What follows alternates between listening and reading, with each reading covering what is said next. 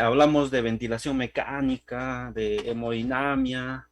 A veces descuidamos estos temas, descuidamos un poco la parte metabólica, ¿no? Descuidamos. Eh, y yo los felicito, ¿no? Por inscribirse en este curso y querer aprender, ¿no? Juntos estamos aprendiendo. Muy bien.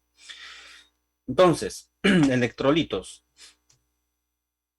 Eh, el tema es hipercalemia, hipocalemia. ¿Qué hacer en ambos casos? ¿Ya? A ver, ahí una participante está levantando la mano, creo. ¿No? Luz Marina, tal vez quiere comentarnos algo. Sí, a ver, voy a activarle el... A ver, Un momento, por favor. Licenciada Luz Marina, ¿puede activar su micrófono, por favor? Sí, buenas tardes. sí, buenas tardes. Sí, buenas tardes, licenciado. Una consultita. Cuando un paciente viene con una glucosa de 700, en cuanto usted se refiere pasar a bolo y el paciente pesa 80 kilos, usted me dice que por cada kilo de peso es una unidad No, prácticamente. no, no. ¿Cuántos 0.1. series? Perdón, 0,1. Ajá. Ahora, mi pregunta es, en cuanto a pasar al bolo, usualmente cuando manejamos el bolo es en cloruro de 20. ¿Cómo usted lo maneja eso? Ah, ya. Ajá, Ya, ya. Muy bien. Muy buena pregunta.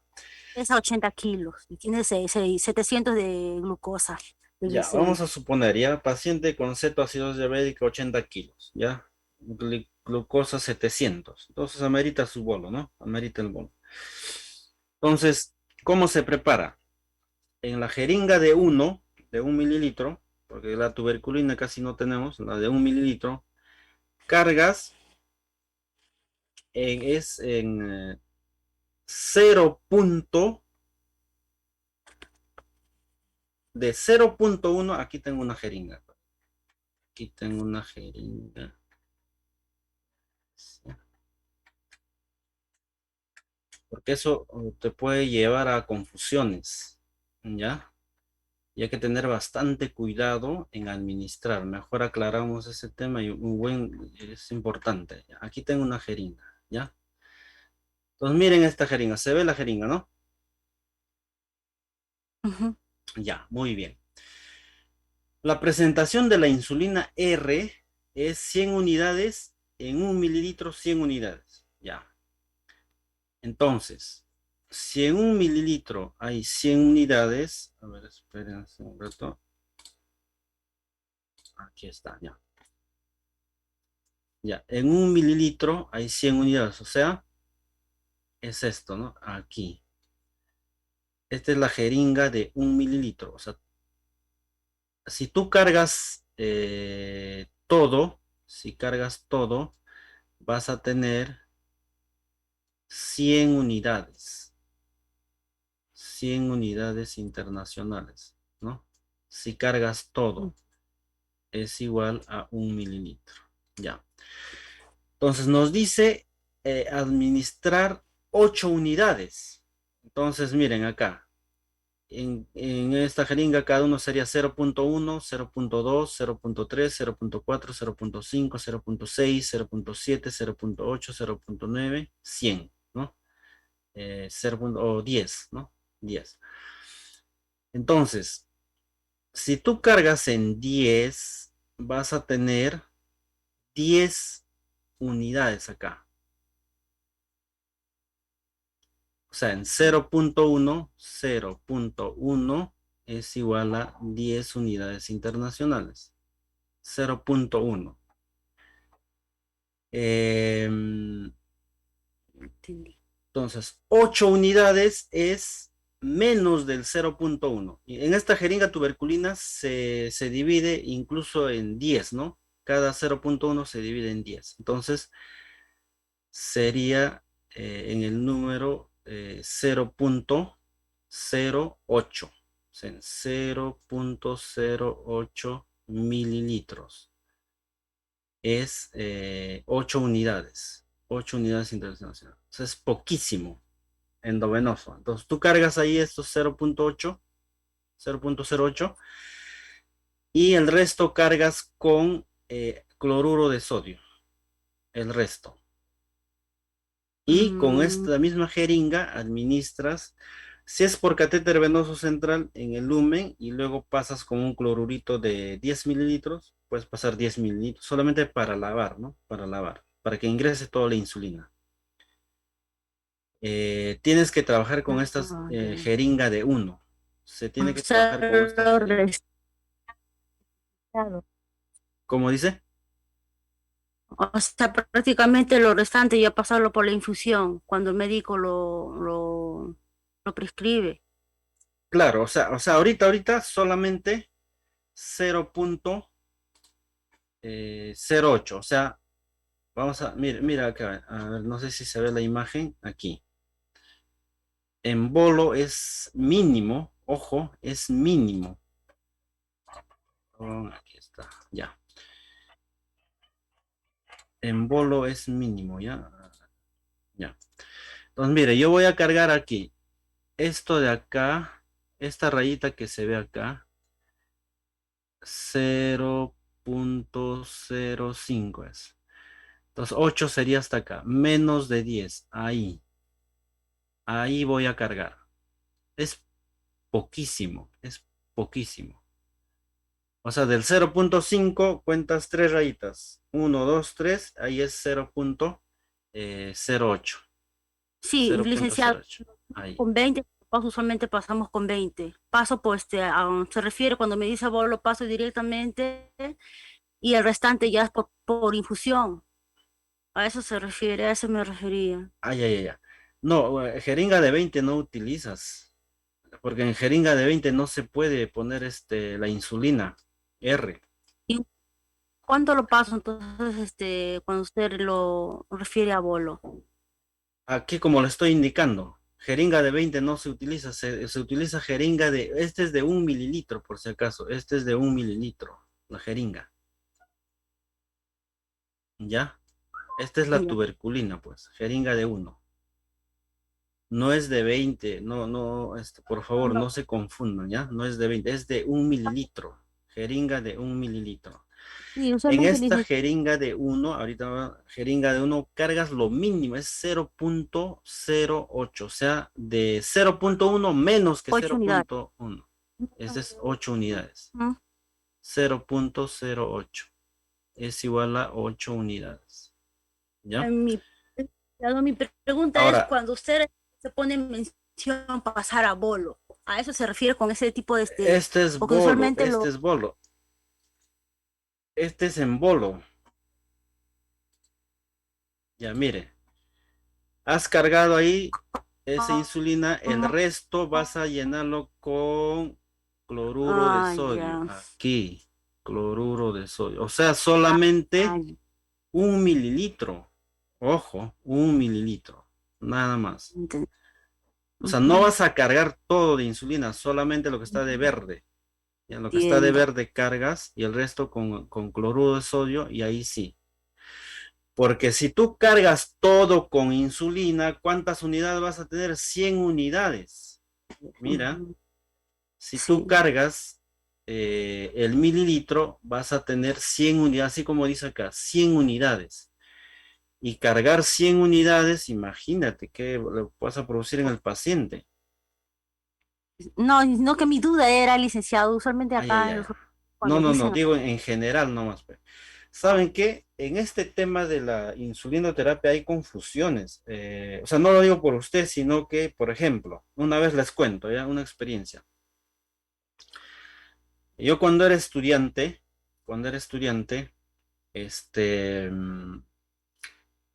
había un paciente diabético, me acuerdo, un paciente amputado, ya, amputado. Le habían amputado por pie diabético, ¿no? Entonces, él conocía pues sus signos, síntomas. Entonces, ¿qué pasa? Estábamos con mi compañero y los dos siempre rotábamos y nosotros no conocíamos. La colega, la colega nos dijo, administrale 5 unidades, nos dijo, 5 unidades, ¿ah? Entonces, por no preguntar, cargamos aquí 50. Aquí al 50. 5 unidades será 50, lo dijimos, ¿no? Aquí. O sea, ¿qué le administramos? 50 unidades. 50 unidades se le administró. ¿Y cuánto debería yo cargar? 5 unidades. ¿Cuánto es? Menos de uno, pues, ¿no?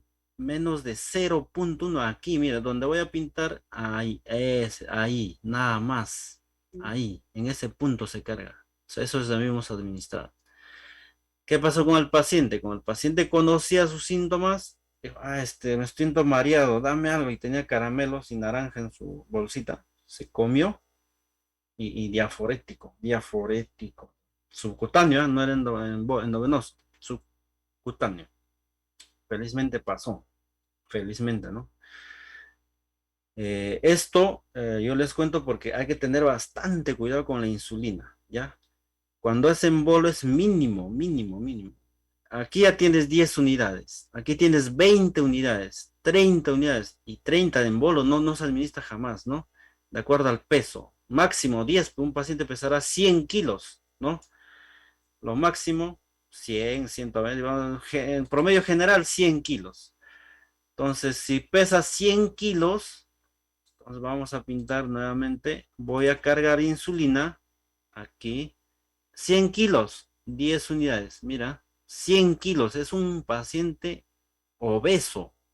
Y miren a ese paciente. Insulina, mínimo, una mínima cantidad. El resto vamos a pasar. En la misma jeringa cargamos, ¿qué cosa? Cloruro de sodio. Licenciado, una consultita. Y esas 10 Aquí, unidades, todo. eh, Listo. licenciado, Ya, dígame. una consulta. Esas 10 unidades que usted le está marcando de color verde, lo puedo también diluir con cloruro de sodio a bolo y pasarle a B con 20 de cloruro, esas 10 unidades, a eso me refiero. Ya, ¿y cómo cargaría usted en una jeringa de 20? Eh, Cargaría con la jeringa de insulina para tomar la medida exacta. ya, o O sea, directo. cargas con la insulina y lo colocas en la jeringa de 20. Ajá. Ya, pero ¿cuál sería la finalidad si aquí ya tenemos, lo podemos diluir acá y pasarlo de frente? O sea, normal lo puedo diluir en esta jeringa, o con cloruro lo restante. Claro, A es lo eso que me, estamos, así a es- es. a eso me refería cuando digo abolo. Esto es un bolo, este es un Ya. bolo. Ajá, este Ah, es un bolo, este es un bolo. Ahora, para la preparación de la insulina, por ejemplo, en 100 mililitros, ¿cómo es? A ver, perdón. Ya. En 100 mililitros, vamos a suponer que este es nuestro Volutrol. Este es nuestro Volutrol. Ya, este es nuestro Volutrol. Aquí cargamos 100 mililitros. Acá 100 mililitros. 100 mililitros de cloruro de sodio al 0.9%. Ya. Y en la jeringa, ¿cuánto nos dicen que debemos administrar? 100 unidades. 100 unidades. O sea, tengo que cargar acá. Aquí sí 100. Aquí tengo que cargar 100. Todo. Todo cargo y coloco aquí. En este cloruro de 100. Y voy a obtener por cada mililitro, voy a obtener una unidad internacional. Y esto lo paso por bomba de infusión, nunca a chorro, porque no hay forma de controlar. Bomba de infusión. Si no tienen bomba de infusión, no se pasa, obviamente, ¿no? En bomba de infusión, ya está. Así es, ¿ya? Y en bomba de infusión tú programas, pues, 2 mililitros por hora. 4 mililitros por hora. Y vemos, ¿no? Así, ¿ya? Listo. Yo creo que es una buena pregunta, licenciada. Muy buena pregunta. Si no hacía usted esa pregunta, nunca hubiéramos aclarado las dudas también de algunos, ¿no? Yo la felicito por esa duda. Y si hay algo también igual, ¿no? Nos pueden detener, ¿ya? Luz Marina está levantando la mano. O ya no, ¿no?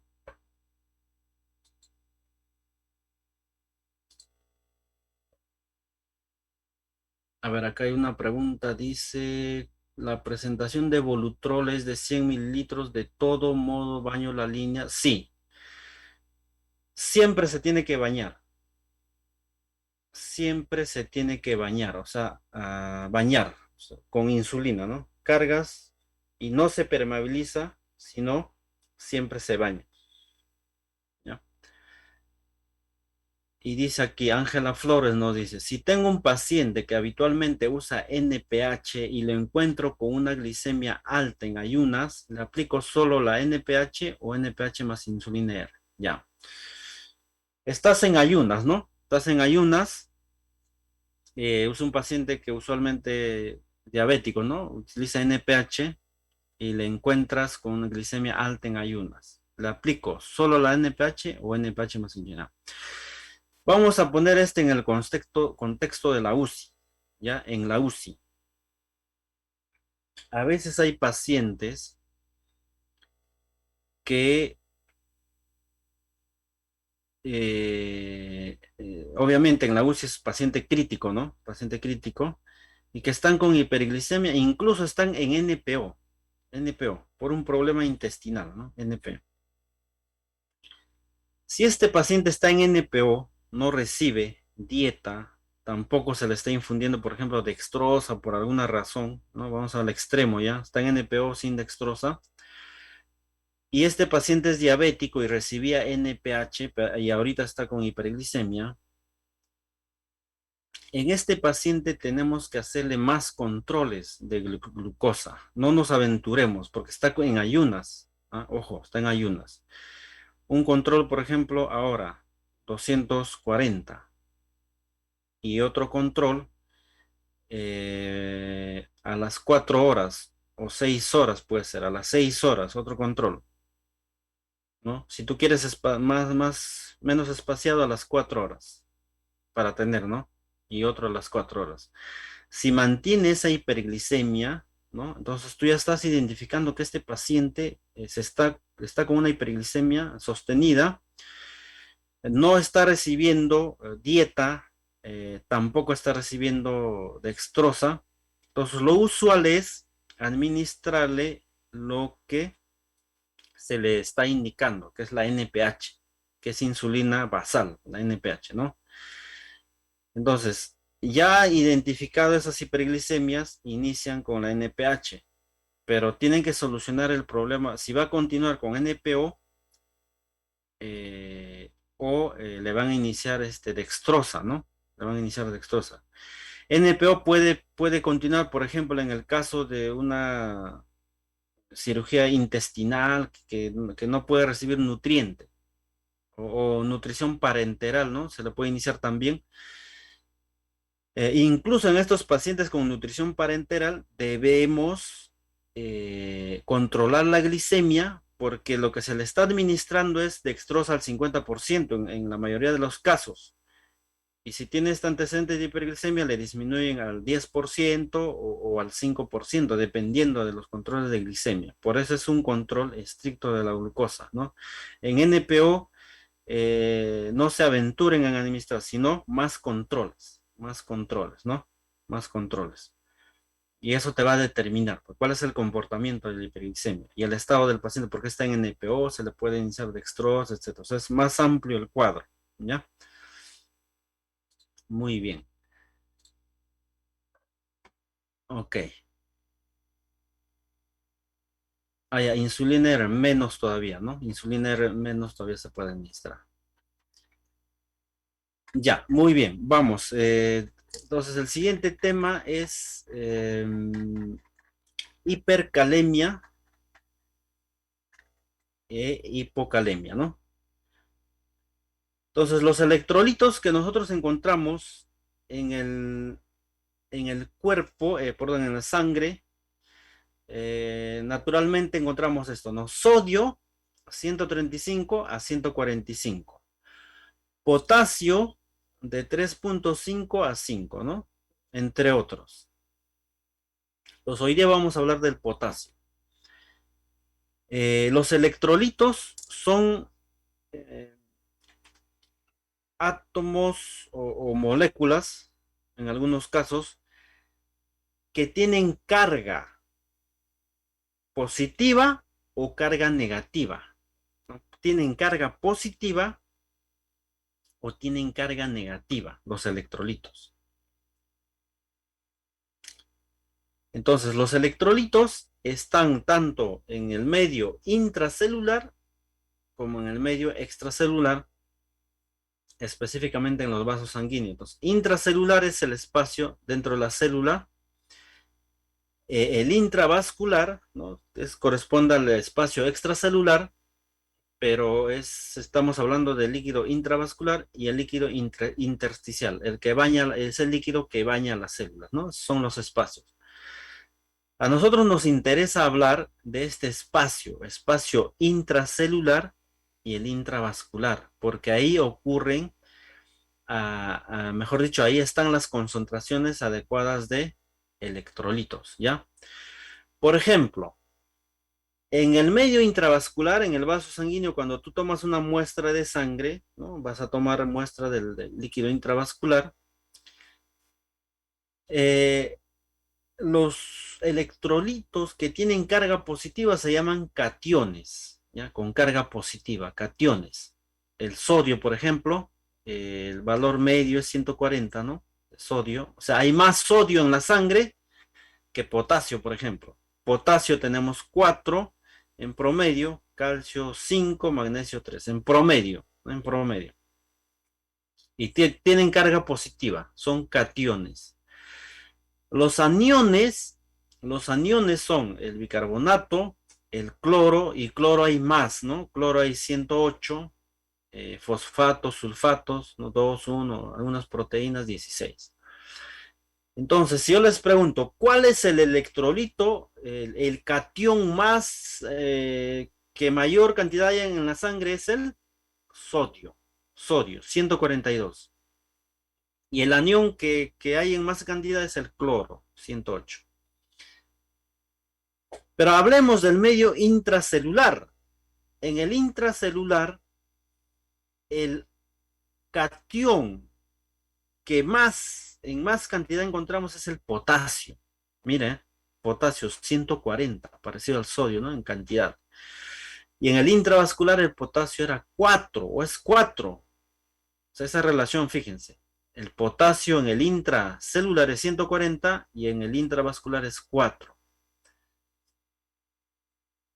Los fosfatos, bicarbonato y algunos aminoácidos de carga negativa, ¿no? Eh, también encontramos en el intravascular. Entonces, ¿qué es lo que se quiere encontrar aquí? Se tiene que encontrar una electroneutralidad. O sea, tienen que haber tantos electrolitos positivos y negativos en el intravascular que en el intracelular. Todo tiene que ser neutro, ¿no? Por ejemplo, si en el intravascular hay sodio, 142 moléculas de sodio, ¿no? En el intravascular, aquí en el intravascular 142,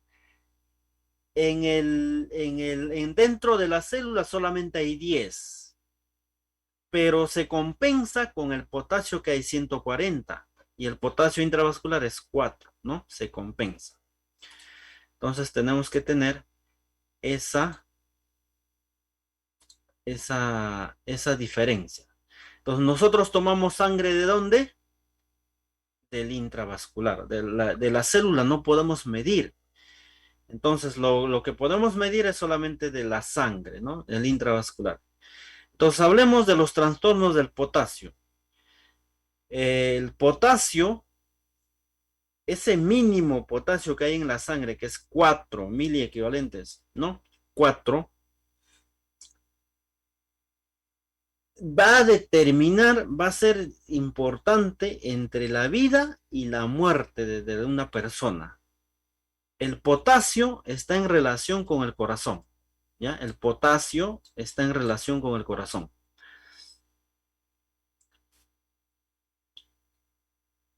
Entonces, esta imagen solamente es referencial, solamente referencial. El potasio interviene, al igual que el sodio, interviene en el potencial de membrana. Entonces, cuando hablamos de potencial de membrana, vamos a decir que, por ejemplo, si adentro es negativo y afuera es positivo, decimos que la célula está polarizada, ¿ya? Y cuando cambia de negativo a positivo, decimos que está iniciando la despolarización, Listo. Y cuando regresa nuevamente a este estado, estamos hablando ya de una repolarización. ¿Quiénes son los encargados de eso, de ese proceso? Los electrolitos, ¿ya? Electrolitos. Entonces, valores normales de potasio en sangre, hemos dicho es 3.5 a 5. Ya vamos a quedar en 5. Ya 3.5 a 5 en sangre. Menos de 3.5 hipocalemia. Más de 5 hipercalemia. Entonces, si el potasio llega a ser 8, mayor de 8, hay un alto riesgo de paro cardíaco. Ya, alto riesgo de paro cardíaco y muerte. Si el potasio llega a menos de 2.5, hay alto riesgo de insuficiencia renal por rhabdomiólisis, o sea, hay ruptura, muerte del músculo, de las células musculares esqueléticas, ¿no? Riesgo de arritmias y también riesgo de muerte, ¿no? La hipocalemia severa, ¿no? Menor de 2.5. En la UCI, ¿el paciente puede presentar menor de 2.5? Sí. Esos pacientes con cetoacidosis diabética, en algunos casos, ¿no? Algunos presentan hiperglicemia, sobre todo pacientes renales, insuficiencia renal crónica, o normocalemia, ¿no? Potasio normal, o hipocalemias severas, 2.1, 2.0. Por eso es que el control de electrolitos de AGA es cada 2 horas, ¿no? Cada hora puede ser, porque está en riesgo de muerte el paciente. Entonces, se tiene que valorar el potasio, ¿no? ¿Qué hacer en hipocalemia? O sea, ¿qué es hipocalemia, no? Menos de 3.5. ¿Por qué se produce hipocalemia? Por ingesta disminuida, ¿no? Paciente es una dieta baja en potasio, ¿no? Pérdida de potasio, esta es la causa más, por eso está de color rojo, la causa más frecuente, porque se pierde por la vía urinaria y gastrointestinal. ¿Por dónde? Vómitos y diarrea, ¿no? Y esta de mayor entrada también tenemos que considerar a las células. Ahora vamos a hablar. Ingesta disminuida son casos extremos, ¿no? Desnutrición, anorexia. Acuérdense de esta X, pérdida de potasio en esta zona y en esta zona. Esta zona más ancha es vómitos y esta zona más ancha inferior es diuresis y diarreas. Y una diuresis aumentada, por ejemplo, en casos de recibir, por ejemplo, furosemida, por ejemplo, ¿no? Diuréticos. Entonces, esas son las causas más importantes. Entonces, la pérdida renal de potasio, ¿por qué? Por furosemida, diurético de asa, ¿no? Diurético de asa, generalmente diurético de asa, evita el cotransporte de sodio, potasio y cloro, ¿no? Evita la reabsorción de sodio, potasio y cloro y el potasio se va de frente, no se reabsorbe, se va de frente. El tercer caso, ¿cómo ingresa el potasio a la célula? O sea, del vaso sanguíneo, ¿cómo ingresa a la célula?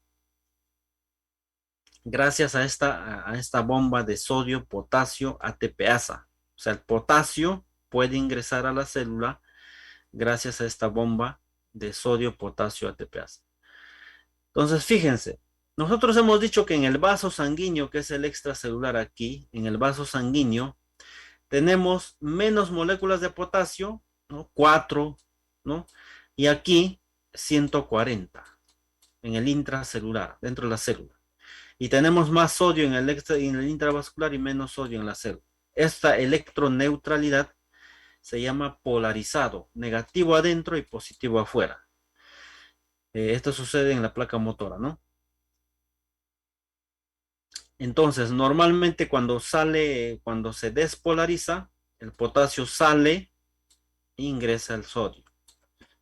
Y para que el potasio regrese hacia la célula, va a necesitar energía en forma de ATP. A eso se denomina bomba de sodio, potasio, ATPasa. O sea, el retorno, porque en el intracelular tiene que haber más potasio. Si sale, tiene que regresar, ¿no?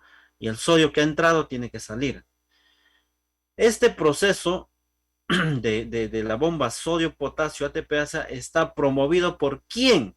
Por la insulina y los beta 2 adrenérgicos, ¿ya? La insulina promueve la bomba de sodio-potasio ATPasa. O sea, la insulina, ¿para qué sirve?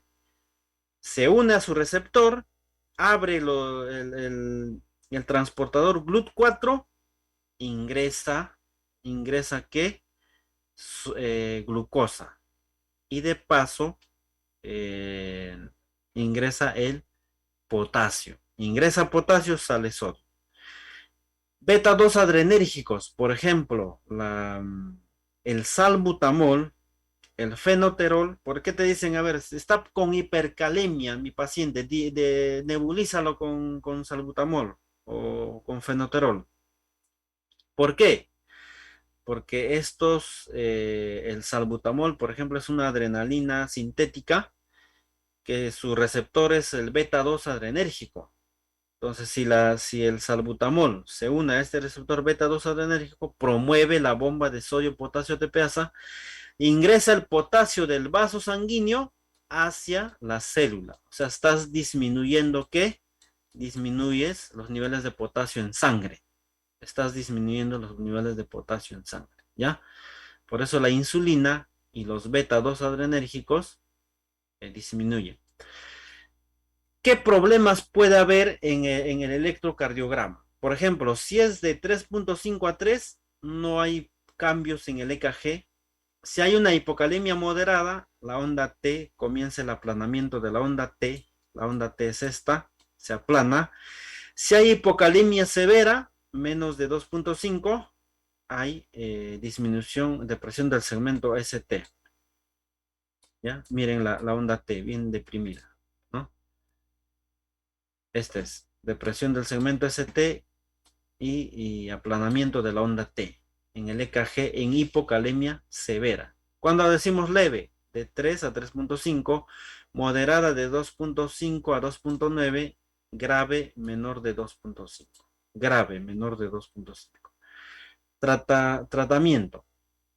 En moderada, generalmente en hospitalización le dan cloruro de potasio oral, ¿no? Y si está recibiendo, por ejemplo, es un paciente renal, recibe diuréticos, no se le administra, se le administra diurético ahorrador de potasio, que es la espironolactona, ¿no? En hipocalemia moderada, severa, más todavía si presenta síntomas, cloruro de potasio endovenoso, los famosos retos de potasio. Siempre buscar la causa, ¿ya? Entonces, por ejemplo, en este casito, aquí, paciente adulta de 47 años de edad, pesa 70 kilos, insuficiencia respiratoria tipo 1, tipo 2, está en ventilador mecánico, neumonía SARS-CoV-2, diabetes mellitus tipo 2 no corregida. Electrolitos, sodio 140, potasio está en 2.4, hipocalemia severa, cloro, la glucosa está en 245. Está recibiendo insulina en infusión. Miren, ¿eh? A pesar de la insulina, miren en 245. Está con dieta glucerna, furosemida, cada 12 horas, diuresis horaria 10. Entonces, fíjense, paciente está recibiendo insulinoterapia. El paciente está recibiendo furosemida. Paciente con ventilador mecánico, con neumonía SARS-CoV-2, diabetes mellitus tipo 2. Este paciente, ¿no? La pregunta es, ¿qué valores se encuentran alterados? Potasio y la glucosa. Potasio está en 2.4. Y ustedes se preguntan, ¿cuál es y la pregunta es no, ¿cuál es el diagnóstico, la causa de esta hipocalemia? ¿Cuál sería? Si hemos hablado causas de hipocalemia, es la insulinoterapia. La insulina, nuevamente le repito, promueve el ingreso de potasio adentro de la célula. Y la furosemida, eliminación de potasio, ¿no? Entonces probablemente sea esa la causa de hipocalemia, insulinoterapia y eh, furosemida, ¿ya? Entonces, ¿cómo se trata la hipocalemia en la UCI? Retos de potasio, indicaciones, ¿no? Hipocalemia severa, menos de 2.5, incluso en la UCI ya con potasio 3, ya estamos ya nosotros ya iniciando retos de potasio, ¿ya? Estamos iniciando retos de potasio. Precauciones. Administrar retos de potasio allá antes. Se debe administrar por catéter venoso central, ¿ya? Por catéter venoso central. Precauciones. El reto de potasio no se pasa en menos de 2 horas. No pasar en menos de 2 horas. Ojo. Y menos todavía en bolo jamás en la vida. Potasio jamás en la vida en bolo. O a ver, se confunden de ampolla, no sé, pero jamás en la vida en bolo. Y si es en reto de potasio, menos, no menor de 2 horas, ¿ya? Reto de potasio. Porque puedes producir paro cardíaco en el paciente. Puedes producir paro cardíaco en el paciente. ¿Cómo se prepara? En un cloruro, en una línea de infusión, 80 mililitros de cloruro de sodio, 2 ampollas de cloruro de potasio, 2 ampollas de cloruro de potasio al 10%, y puedes administrar sulfato de magnesio también. El sulfato de magnesio favorece la reabsorción de potasio, favorece, ¿no?, el ingreso a la célula, el sulfato de magnesio. Pues por eso es que el reto de potasio puedes agregar una ampolla de sulfato de magnesio y esto se pasa en 2 horas por catéter venoso central, ¿ya? Por catéter venoso central, hipocalemia severa. ¿Cuánto te aumenta 2 potasios en más de 2 horas de administración? Al control, por ejemplo, a las 6 horas puedes controlar, te aumenta 1.5 el valor de potasio. Si estaba en 2 puntos, a 3.5 te puede aumentar. Va a depender del factor, pero es un aproximado, ¿no? Aproximado. Igual que la hemoglobina, ¿no? La hemoglobina te aumenta 1.5 si administras un paquete globular, parecido, ya 1.5. Depende de las condiciones del paciente. Es un aproximado. Entonces, esto se administra y tengan cuidado, por favor, con el potasio, ¿ya? El potasio es riesgo de muerte, paro cardíaco. No pasen a veces yo veo, ¿no? Preparan, por ejemplo, un equipo de venoclisis con cloruro de sodio y equipo de venoclisis el goteo son gotas, ¿no? La gota tiene 3 microgotas incluso. A lo que pueden preparar, por ejemplo, en un Volutrol mejor, si es que no tienen línea de infusión en Volutrol, pero un goteo lento, no necesariamente 2 horas, puede ser 3 horas, 4 horas, ¿no? Si tiene, por ejemplo, potasio 2,8 o 3, ¿no? 2 horitas, ¿no? Pero siempre verificando el equipo de Volutrol, que no pase rápido, si es que no tuvieran la línea de infusión, ¿no? En Volutrol, pero nunca con equipo de venoclisis, porque son gotas, ¿no? Es una gota que 3 microgotas, más rápido ingresa. Imagínate que te vas al otro paciente y has graduado, pero por ahí se movió el paciente y comienza a pasar más rápido la infusión, ¿no? Ese es el problema. En pacientes con hipercalemia, ¿qué hacer? ¿Qué es la hipercalemia? Más de 5 milimoles por litro, ¿no? Más de 5. ¿Por qué se produce hipercalemia? Mayor salida de de las células. O sea, el potasio hemos dicho que hay en mayor cantidad en el intracelular y puede salir, puede salir. Ahora vamos a ver por qué. Y la disminución en la excreción renal. Paciente con insuficiencia renal crónica o con falla renal aguda, ¿no? Paciente crítico generalmente puede presentar falla renal aguda y también retiene potasio, ¿no? Hemos dicho, ¿no? Hemos dicho que en el intracelular hay más y en el extracelular hay menos, ¿no? Entonces, ¿cómo por mayor salida de las células? ¿Por qué puede salir de las células? Con deficiencia de insulina, ¿no? Deficiencia de insulina, paciente diabético, hay menos secreción de insulina, por lo tanto, el potasio sale o sea, no ingresa a la célula porque no hay insulina. Deficiencia o disminución también, o perdón, en la administración de beta bloqueadores, ¿no? Puede ser, pero son casos extremos, perdón, son mínimos, ¿no? Lo que sí ocurre generalmente es eh, por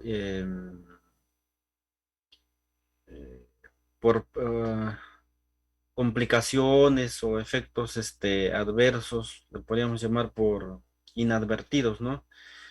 De tratamiento del potasio, o sea, en el control de la glicemia, ¿no? De potasio y administración. ¿A qué me refiero? Por ejemplo,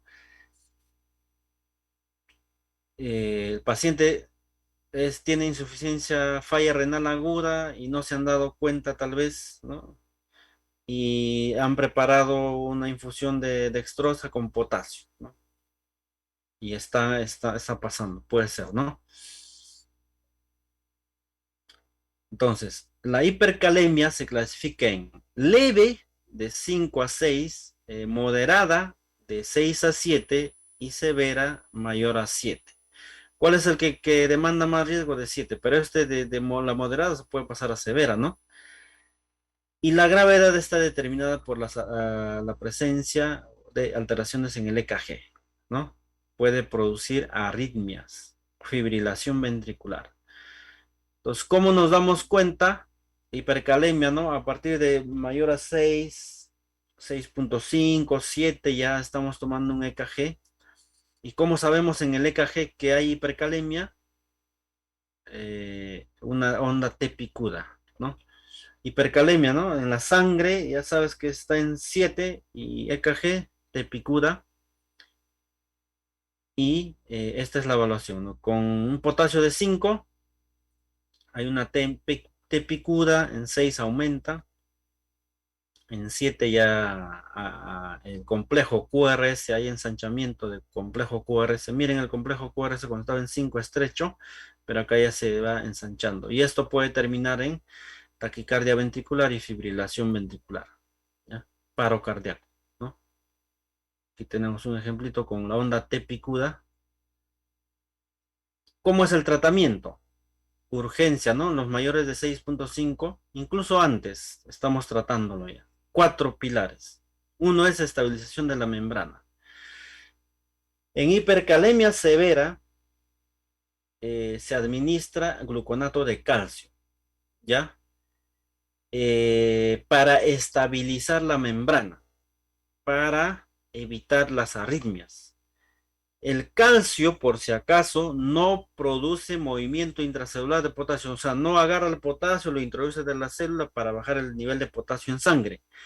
El calcio estabiliza la membrana, ¿no? Te da tiempo para que no haya eh, fibrilación o taquicardia ventricular y luego fibrilación. Te da tiempo.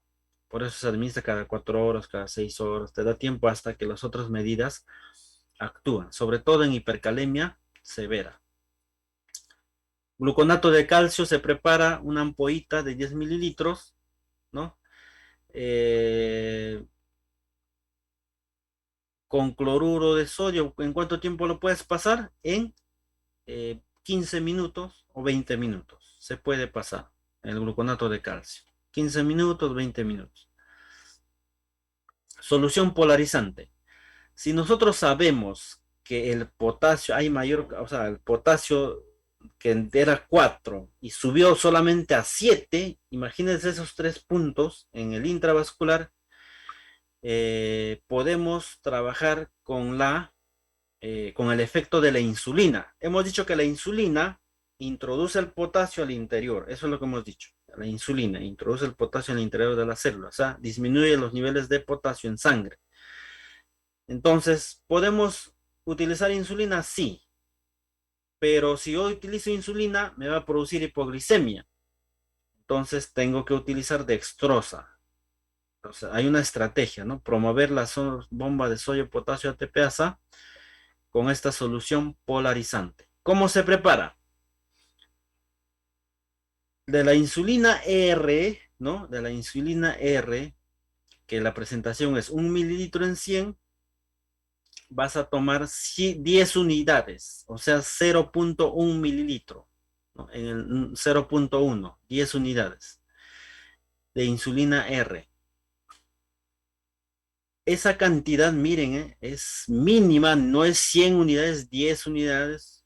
Tengan cuidado, 10 unidades cargas, ¿no? Y tienes también 5 ampollas de dextrosa al 33% en un equipo de Volutrol. Cargas las 5 ampollas, como viene de 20 mililitros, 100 mililitros, ¿no? 5 ampollas. Estas 10 unidades ingresas a esta solución. En esta solución hay 100 mililitros de dextrosa al 33%, 10 unidades de insulina R. 10 unidades de insulina R. Entonces, esta solución, ¿en cuánto tiempo se administra? 15 minutos a 20 minutos. Puedes repetirla, ¿no? Cada 2 horas tal vez. ¿Qué sucede? Hemos dicho que la insulina introduce el potasio a la célula, promueve la bomba de sodio, potasio, ATPase, ¿no? Entonces aprovechas esa, o sea, como ya estás administrando insulina, le puede producir hipoglicemia, pero agarras la dextrosa, entonces ya no le vas a producir hipoglicemia, ¿no? Entonces, recomendaciones, un control de glicemia antes de administrar y posterior a la administración, ¿no? A la hora. Entonces, este es el tratamiento. Beta-agonistas, te dicen una indicación, ¿no? En algún tiempo un médico dice, nebulízale al paciente porque tiene hipercalemia, 6.5.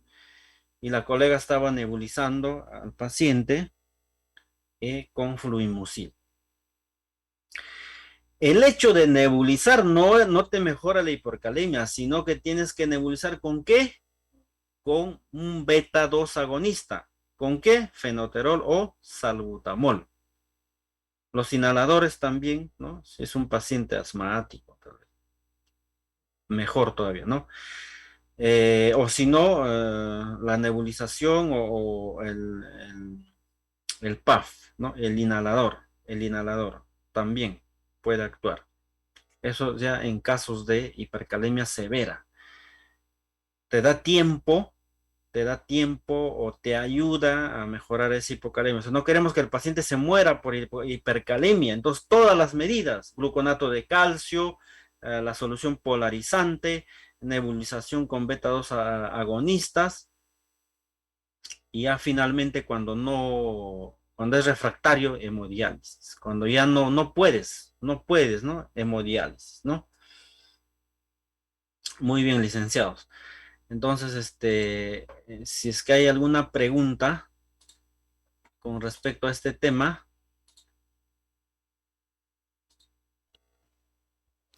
Perfecto, muchas gracias, Magíster Soca. Hemos terminado con los dos últimos temas de la jornada del día de hoy. Eh, bueno, acá tenemos algunas preguntas anteriores de Víctor Vázquez. ¿Cuánto nos aporta la destroza de 33.3%?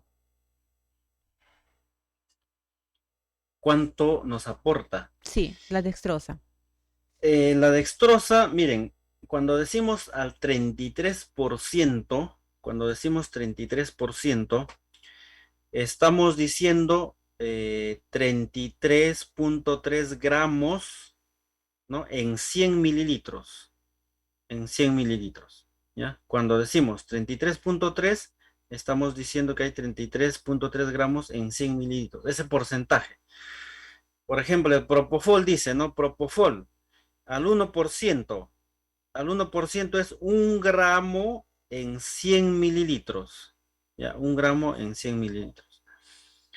Entonces, decimos dextrosa al 33%, si le colocamos en un Volutrol 5 ampollas, ya tenemos 100 mililitros. En esos 100 mililitros hay 33.3 gramos, 33.3 gramos de glucosa, 33.3 gramos de glucosa. Y te dicen en hipoglicemia debes administrar de 25 a 30 gramos de glucosa, ¿no? Si ya tengo 33, ¿no? Por eso se administra 5 ampollas de dextrosa al 33%. 5 ampollitas, ¿no? En hipoglicemia severa, menos de 40, 30, ¿no? Muy bien. Muy bien, aquí Katia, a un paciente que tiene E400 y sé que voy a iniciar infusión, ¿cuánto bolio de la dosis preparada de infusión de insulina, igual como dijo, por 0.1 por kilogramo? A ver, un paciente que tiene 400 de glicemia, se refiere, ¿no? Ya, Sí, voy a iniciar infusión. ¿Cuánto de bolo de dosis preparada de infusión de insulina? Ah, ya. A ver, tu paciente tiene 400, ¿ya? 400. Pero eso no es el único indicador que tienes que ver. Tienes que ver cuánto ha tenido los controles o si es la primera vez. Vamos a suponer que es la primera vez de 400, ¿ya? Tienes que ver antecedentes de diabetes mellitus, si ha tenido o no ha tenido, ¿ya? Eso te va a ayudar bastante, porque si ha tenido, este paciente, pues, tal vez es insulina, ha estado recibiendo terapia de insulina, acá sí puedes administrar, y si no ha recibido, no, no. Entonces, si tiene 400, puedes administrar 0.1 unidad por kilogramo de peso. O sea, pesa, no nos dice el peso, 70 kilos, por ejemplo, 7 unidades. Y el control a la hora, a la hora. Y más todavía si este paciente está con cetoacidosis diabética, si está con cetoacidosis diabética. Si es que no está con cetoacidosis diabética, con calma, incluso se inicia eh, la escala móvil, ¿no? Administras insulina R, puedes administrar 7 unidades internacionales y ves cómo es el comportamiento, ¿no? Como si es que no tiene cetoacidosis, ¿no? Otra pregunta, Katia nos dice, la solución solución es polarizante, ¿ya? Polarizante. Cada 8 horas indicado altera la glucemia en un paciente con infusión de glucemia. Claro, en algunos pacientes puede aumentar la glicemia, porque estás dando más de lo que necesita el paciente. O sea, estás administrando 33.3 gramos, ¿no? Más de lo que necesita el paciente. Por eso es que se hace un control antes de administrar y después de administrar. Entonces ahí ya tienes un basal. ¿Cómo va a responder a esta solución? Si este paciente, por ejemplo, ha tenido en ese control, ¿no? Hiperglicemia, más de lo que tú estabas controlando, ya. Entonces, este paciente tiene problemas tanto en el receptor o en la infusión de la síntesis de insulina. Entonces, como está en infusión de insulina, tú aumentas la dosis, ¿no? No hay problema, aumentas la dosis de glicemia, porque tú tienes el control de la glicemia, ¿no? Acuérdate, 140, 180 en paciente crítico. Caterina Alcalá Godoy nos dice, en cuanto a la dieta enteral, ¿se puede hacer reposo gástrico en un paciente con infusión de insulina en altas dosis? Ya. La dieta en paciente crítico, estamos hablando, ¿ya? En paciente crítico, el reposo gástrico ya no está, mm, no está indicado. O sea, ya vamos a sacarlo de nuestro vocabulario, reposo gástrico. Ya no hay reposo gástrico, ¿ya?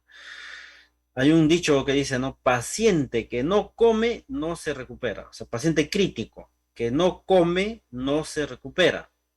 Entonces, una estrategia puede ser disminuir la infusión de la dieta, pero no retirarla, no retirarla, disminuir la infusión y ver si está recibiendo otros compuestos. Incluso se le puede cambiar hay unas dietas que se llama, por ejemplo, la marca Glucerna, es una marca, ¿no? Puedes cambiar a Glucerna, pero suspender no, o reposo gástrico tampoco, ¿no? Otra pregunta ¿por qué se prepara en dextrosa al 33% y no en 5 o 10%? Ya. Yuseli Valky dice, ¿por qué se prepara en dextrosa al 33%? Se puede preparar al 10% también, al 10%, pero tienes que encontrarle esa concentración de 33 gramos en 100 mililitros. Entonces, si tú preparas al 10%, ¿no? Dextrosa al 10%, tú tienes 10 gramos en 100, o sea, en 100 mililitros, 10 gramos. Entonces, ¿cuántos mililitros tienes que preparar de dextrosa al 10%? 3. Si quieres llegar a 30, 300, ¿no? 300 mililitros de dextrosa al 10%, con 10 unidades de insulina en esa concentración. Pero imagínate que hay un tema que siempre manejamos en la UCI, ¿no? Voy a sobrecargar a mi paciente, voy a sobrecargar de líquidos. Entonces, no. Con 100 está bien, con 100 está bien. Ahora dice, ¿cuántos PAF para cuándo se debe recibir de inhaladores? Ya. La recomendación es la siguiente. Se debe administrar los inhaladores 3 veces a 4 veces más de la dosis inicial, de la dosis para broncodilatación, ¿no? 3 a 4 veces, por ejemplo. Si es 4 PAF, ¿no? 4 por 4, 16. Estamos hablando de hipercalemia severa,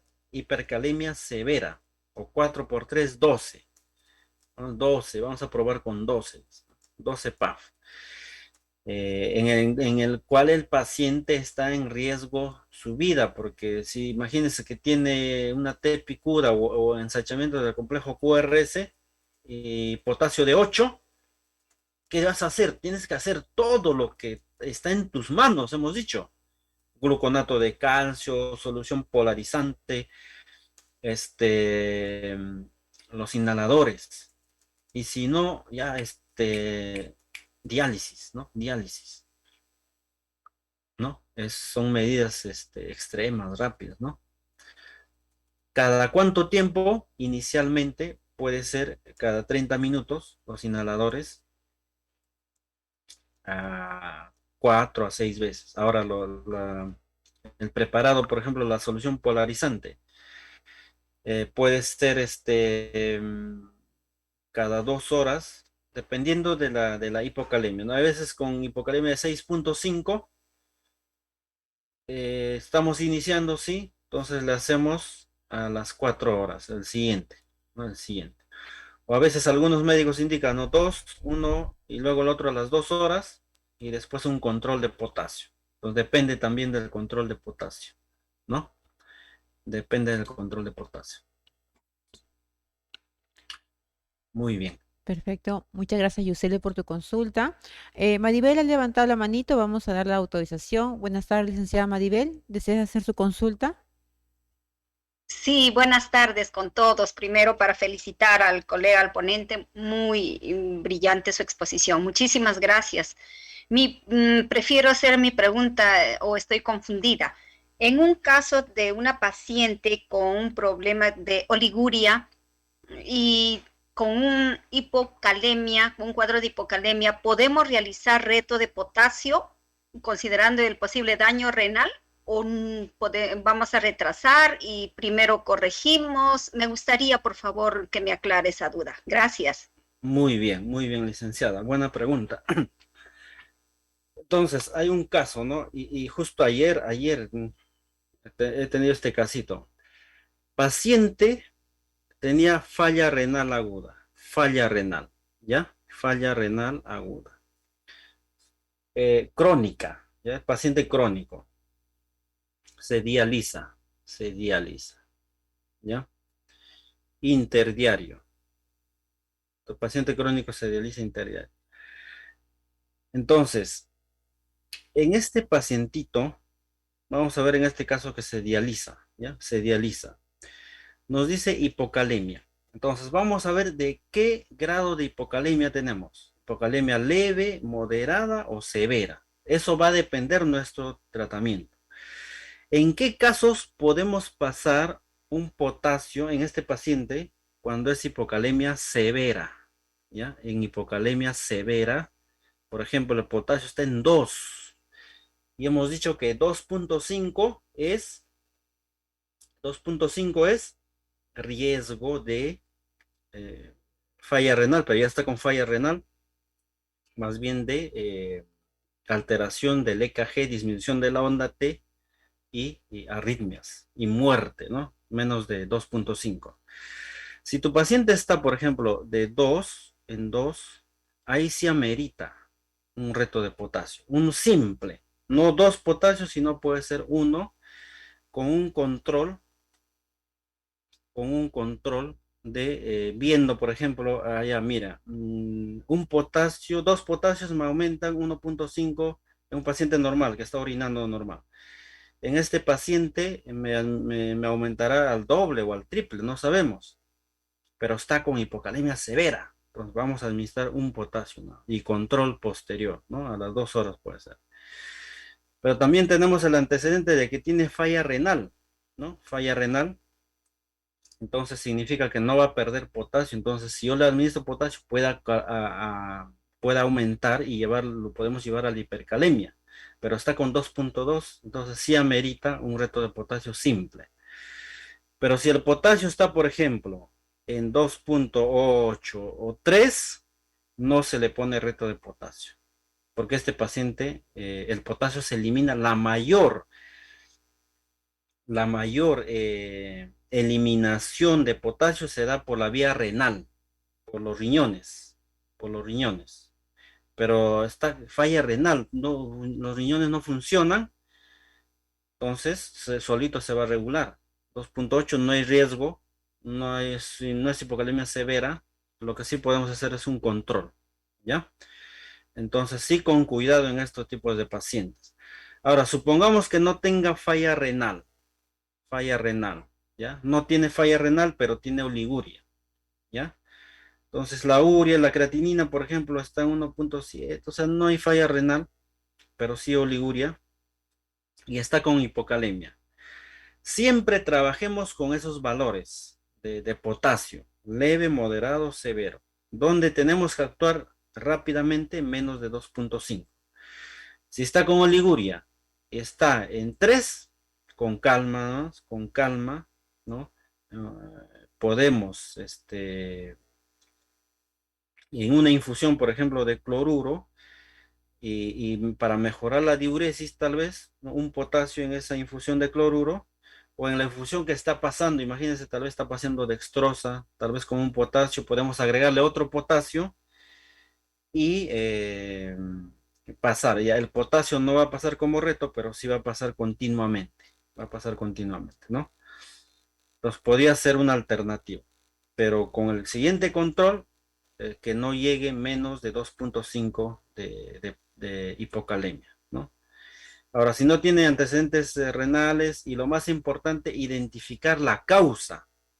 Si está oligúrico, ¿por dónde se pierde el potasio? Vómito, diarreas, está recibiendo antidiurético, furosemida, o perdón, diurético, furosemida. ¿Qué más causas? Beta 2 adrenérgicos, nebulizaciones, salbutamol, fenoterol. Insulinoterapia está introduciendo adentro de la célula. Entonces, si vemos esas causas, no, esta es una causa. Entonces, con confianza, mi reto de potasio, aunque sea un 2, 1, en este caso, dependiendo del potasio, ¿no? Si es 2.8, un reto simple, está con oliguria, un reto simple, para que no baje más, ¿no? ¿Por qué? Porque estás administrando insulina que está introduciendo el potasio al intracelular, ¿no? Dependiendo del paciente. Muy bien. Mm, Katia dice, hay médicos que indican hasta 3 retos. Tiene que haber intervalo de tiempo en varias horas. Ya. Si te dicen, por ejemplo, el potasio 2.1, ¿qué significa riesgo de arritmias en hipocalemia? Arritmias. 3 retos, ¿ya? Un reto de 2, ¿no? 2 ampollas en 100, 2 horas.